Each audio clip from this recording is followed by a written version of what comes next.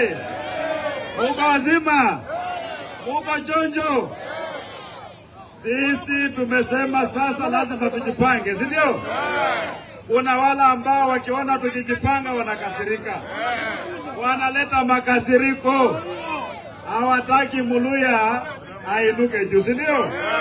Na mimi nimesema nimejitolea, wakati huu lazima Muluya afike kwa ile meza, wapende wasipende, si ndio? 27 kwenda mbele, tunajipanga watu wetu, si ndio? Sisi mkoa wa Magharibi umaskini umekita mizizi huku.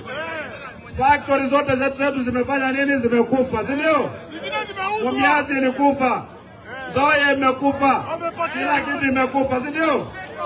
Sisi tunafanya kazi ya kuchimbia watu makaburi, kupalilia mahindi ya watu, kukua ma-watchmen Nairobi, kukua mayaya Nairobi.